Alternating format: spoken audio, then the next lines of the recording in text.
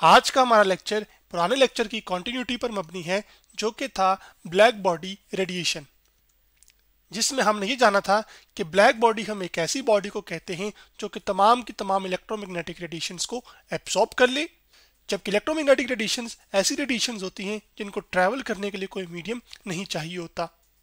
जबकि हमने ये जाना था कि ब्लैक बॉडी रेडिएशन असल में हम कहते हैं रेडिएशंस जो एक ब्लैक बॉडी से निकलती हैं किसी भी पर्टिकुलर टेम्परेचर पर, उन रेडिएशंस को हम कहते हैं ब्लैक बॉडी रेडिएशंस। जबकि रेडिएशंस क्या है, ये एक तरीकेकार है कि कैसे हीट को ट्रांसफर किया जाए एक पॉइंट से दूसरे पॉइंट तक, लेकिन इसमें कोई मीडियम की जरूरत नहीं होती। तो ब्लैक बॉडी रेडिएशन के आज के लेक्चर में हम ये जानना चाहते हैं कि सबसे पहले हम एक ब्लैक बॉडी को कैसे कंस्ट्रक्ट कर सकते हैं, यानी कि कैसे बना सकते हैं। जैसे अभी मैंने बताया था कि ब्लैक बॉडी क्या है, एक ऐसी बॉडी जो कि तमाम रेडिएशंस, इलेक्ट्रोमैग्नेटिक रेडिएशंस को क्या करती है, एब्सॉर्ब करती है। और इसके नाम से जाहिर हो रहा है कि ये ब्लैक बॉडी है, तो इसका मतलब है कि किस तरह की एक ऐसी बॉडी होगी जो कि कैसे अपीयर होगी, बिल्कुल ब्लैक रंग की तरह। तो यहाँ पे इसको मैं लिख सकता हूँ कि black body appears as black. तो ब्लैक बॉडी को कंस्ट्रक्ट करने के लिए यानी कि बनाने के लिए हम इस डायग्राम का इस्तेमाल करेंगे जो कि मैं आपके सामने ले आया हूँ यहाँ पर, जिसमें हमारे पास एक ये क्यूब की शेप है। तो यहाँ पे मैं लेबल कर देता हूँ कि ये हमारे पास क्या है, एक क्यूब है। जैसे जैसे आपका घर का कमरा होता है, उसमें आपने एक इस तरह की एक कैविटी क्रिएट की है, जबकि कैविटी हम कहते हैं हॉलो स्फेरिकल ऑब्जेक्ट, यानी कि ऐसा एक ऑब्जेक्ट जो सफेयर की शेप का हो, जैसे कि क्रिकेट की बॉल होती है या टेबल टेनिस की बॉल। और हॉलो का मतलब अंदर से खोखली, जैसे टेबल टेनिस की बॉल अंदर से खोखली होती है, या खाली कह लेना चाहिए।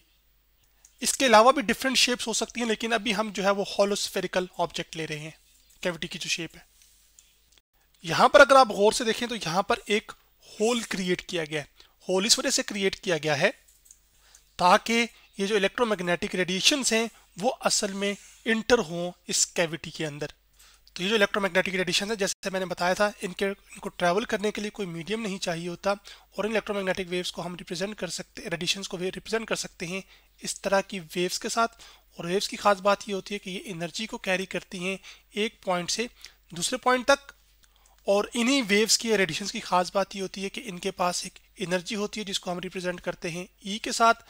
फिर इनके पास वेव्स की एक प्रॉपर्टी होती है जो कि होती है कितने नंबर ऑफ साइकिल्स कंप्लीट हुए एक सेकंड में, उसको हम फ्रीक्वेंसी कहते हैं। तो वेव्स की प्रॉपर्टी एक फ्रीक्वेंसी होती है, इसके साथ साथ वेवलेंथ होती है जो कि दो मुसलसल क्रस्ट के बीच का जो फासला है उसको हम वेव लेंथ कहते हैं, जिसको हम लैम्डा से रिप्रेजेंट करते हैं। तो चलें यहाँ पर जो सिंबल्स लिखे हैं इनकी रिप्रेजेंटेशन के लिए मैं लिख भी देता हूँ कि किसका क्या मतलब। ई से एनर्जी, एफ से फ्रीक्वेंसी, लैम्डा से वेव लेंथ। ये तो अभी डायग्राम हुई ना। अब इसके अलावा जो इसके इर्द गिर्द मौजूद है हमारे पास, वो अभी क्या है, वो हमारे पास इस जो मैं ब्लैक बॉडी बनाना चाह रहा हूँ उसकी ये क्या है, ये एक्चुअली हमारे पास उसकी क्या है, सराउंडिंग है। यानी कि इर्द गिर्द का जो एरिया है उसके अलावा जिस चीज़ को हम स्टडी कर रहे हैं उसको हम सिस्टम कहते हैं। जो उसके अलावा चीज़ होती है वो क्या होती है, वो सराउंडिंग होती है। तो यहाँ पर हमारे पास जो सिस्टम है वो हमारे पास ये कैविटी और जिसमें ये मौजूद है वो है, जबकि सराउंडिंग उसके अलावा हर एक जो चीज़ मौजूद है वो सराउंडिंग है। और जो चीज़ सराउंडिंग को सिस्टम से फर्क करती है उसको हम बाउंड्री कहते हैं। तो ब्लैक बॉडी को बनाने के लिए सबसे पहले आपने ये करना है कि आपने जो इनर वॉल्स हैं या जो इनर साइड है हमारे पास इस कैविटी की, इसको ब्लैक पेंट कर देना है। तो पहला स्टेप क्या हो गया, paint the inner side with black. वो इस वजह से क्योंकि जो ब्लैक होता है वो एक अच्छा एब्जॉर्बर भी है इलेक्ट्रोमैग्नेटिक रेडिएशंस का और एक अच्छा इमिटर भी है। उसके बाद अगला स्टेप ये था कि आपने यहाँ पर क्या करना है, एक होल क्रिएट करना है। होल से क्या होगा कि रेडिएशंस, इलेक्ट्रोमैग्नेटिक रेडिएशंस एंटर होंगी। वो इलेक्ट्रोमैग्नेटिक रेडिएशंस डिफरेंट पॉइंट्स पर आके स्ट्राइक करेंगी, यानी कि हिट करेंगी। जैसे ये पॉइंट है, ठीक है, फिर किसी इस पॉइंट पे आके स्ट्राइक कर सकती हैं, इस पॉइंट पे आके स्ट्राइक कर सकती हैं। तो जब ये इलेक्ट्रोमैग्नेटिक रेडिएशंस आके स्ट्राइक करेंगी तो आपके पास क्या होगा कि ये जो रेडिएशंस हैं कैविटी के अंदर मल्टीपल जगह पर, यानी कि बहुत सारी जगह पर ये क्या होंगी, ये रिफ्लेक्ट होंगी। और जो रिफ्लेक्शन है वो असल में इसी कैविटी के अंदर ही अकर कर रही होगी। तो फिर मैं लिख सकता हूं कि स्मॉल होल क्रिएट करने से क्या होगा कि जो मल्टीपल रिफ्लेक्शंस हैं किस चीज़ की, इलेक्ट्रोमैग्नेटिक रेडिएशंस की, वो अकर करेंगी इस कैविटी में। और हर जिस पॉइंट पर जाकर ये रेडिएशन स्ट्राइक करेंगे शुरू में, वहां पर कुछ ना कुछ एनर्जी एब्जॉर्ब होगी उन रेडिएशंस की और कुछ रिफ्लेक्ट बैक होगी, यानी कि बाउंस बैक होंगी। फिर जब यहाँ से बाउंस बैक होके इधर गई तो चूंकि हमने क्या किया था कि आपके पास जो इनर वॉल्स थी किसकी, कैविटी की, उसको क्या पेंट किया है, ब्लैक पेंट किया ना। तो मैं यहाँ पे उसको ब्लैक से वाज़ेह भी कर देता हूँ। तो ये रेडिएशंस तब तक रिफ्लेक्शंस करती रहेंगी जब तक सारी की सारी जो एनर्जी ये रेडिएशंस कैरी कर रही हैं वो एब्सॉर्ब ना हो जाए। और वो एब्सॉर्ब कौन कर रहा है? यहाँ पर वो कैविटी कर रही है। अब सवाल ये है कि कैविटी जब इन रेडिएशंस को एब्सॉर्ब करेगा तो उससे फर्क क्या पड़ेगा? तो जब कैविटी की वॉल्स इन रेडिएशंस को एब्सॉर्ब करेंगी तो कैविटी की जो वॉल्स के एटम्स हैं, यहाँ पर चले मैं ड्रॉ कर लेता हूँ कि मैं आपके पास यहाँ पे एक लाइन ड्रॉ कर रहा हूँ और फिर यहाँ पे एक और लाइन ड्रॉ कर रहा हूँ। तो मान लीजिए कि यहाँ पर एटम्स हैं, ठीक है, और उन एटम्स को तो वो एटम्स मैं यहाँ पर आपके सामने ड्रॉ कर रहा हूँ मैं समझाने के तौर पर। तो ये एटम्स क्या है? एक सॉलिड के एटम्स है ना, तो आपके पास क्या होगा, ये एटम्स क्लोजली अटैच होंगे एक दूसरे के साथ। तो अब क्या होगा कि जब आपने इलेक्ट्रोमैग्नेटिक रेडिएशंस इन पर फॉल करवाई और इलेक्ट्रोमैग्नेटिक रेडिएशंस मल्टीपल रिफ्लेक्शंस होने के साथ साथ वो उनकी जो एनर्जी है वो असल में क्या हो रही है, वो एब्जॉर्ब हो रही है। और वो एनर्जी कौन एब्जॉर्ब कर रहा है? वो तो असल में ये एटम एब्जॉर्ब कर रहे हैं ना।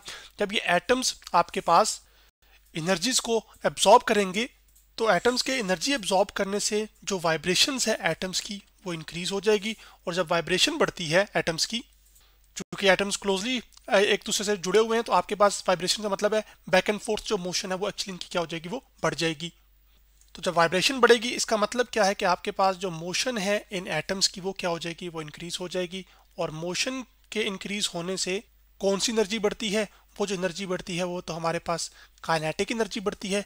लेकिन चूंकि यहाँ पर तो हमारे पास बहुत सारे एटम्स हैं, कितने सारे हमारे पास एवोगैड्रोस नंबर ऑफ एटम्स हैं।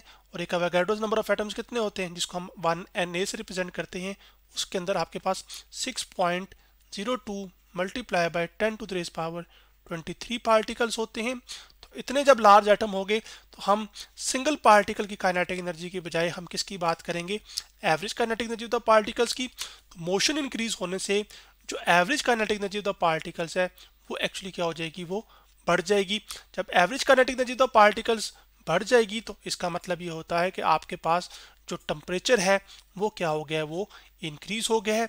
और जब टेम्परेचर बढ़ जाता है तो इसका मतलब है कि वो ऑब्जेक्ट अब क्या है, वो हॉट है, यानी कि पहले की बानिस्बत अब वो ज़्यादा गर्म है।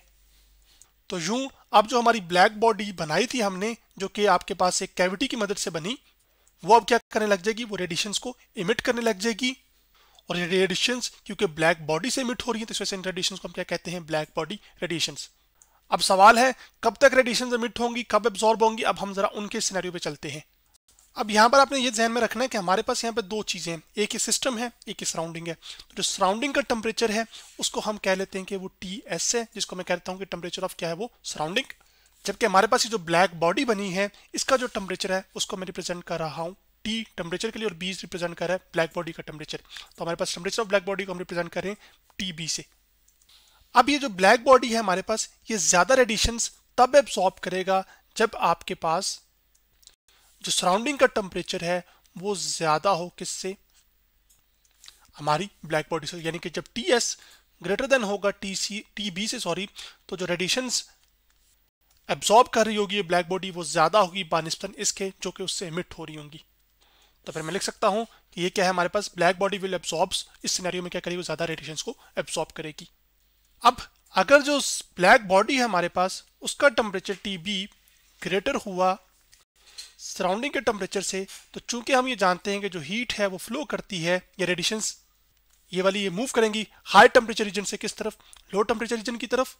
तो फिर ये जो ब्लैक बॉडी है ये ज्यादा एनर्जी को रेडिएट करेगी। एक पॉसिबल सिनेरियो यह है कि ये जो ब्लैक बॉडी है, जितना टेम्परेचर हमारे पास अब सिस्टम का सराउंडिंग का हो यानी कि TS, उतना ही टेम्परेचर हमारे पास बाउंड्री का हो यानी कि TB। तो उस सिनेरियो में एक्चुअली थर्मल इक्विलिब्रियम अचीव हो जाएगा। और थर्मल इक्विलिब्रियम का मतलब यह है कि जो टेम्परेचर सराउंडिंग का है वही ब्लैक बॉडी का है। तो उसका कॉन्सिक्वेंस ये होगा कि जितनी रेडिएशंस इमिट हो रही होंगी असल में उतनी ही एब्सॉर्ब हो रही होंगी। या यूं कह सकते हैं कि जितनी रेडिएशंस इस ब्लैक बॉडी से रेडिएट हो रही होंगी, जिसको हम कहते हैं ब्लैक बॉडी रेडिएशंस, वो बराबर होंगी जितनी रेडिएशंस ये ब्लैक बॉडी एब्सॉर्ब कर रही है, या ये बॉडी एब्सॉर्ब कर रही है, जिसकी वजह से हम उसको क्या कह रहे हैं, ब्लैक बॉडी। तो जो ब्लैक बॉडी से रेडिएशंस इमिट हो रही होती हैं उनको कंप्लीट डिटेल के साथ स्टडी करने के लिए ज़रूरी है कि जो थर्मल इक्विलिब्रियम है वो अचीव हुआ हो, यानी कि जो सराउंडिंग का टेम्परेचर है वो ब्लैक बॉडी के बराबर हो। अब इस चीज़ की जो फर्दर डिस्कशन है वो फिर हम अब नेक्स्ट लेक्चर्स के अंदर करेंगे। और उसके साथ साथ हम ब्लैक बॉडी से जुड़ा हुआ एक वाइन्स डिस्प्लेसमेंट लॉ है उसको भी नेक्स्ट लेक्चर के अंदर डिस्कस करेंगे। तो आज हमने जो है वो ब्लैक बॉडी रेडिएशंस के बारे में पढ़ा कि हम कैसे एक ब्लैक बॉडी को बना सकते हैं और थर्मल इक्विलिब्रियम कैसे अचीव होता है।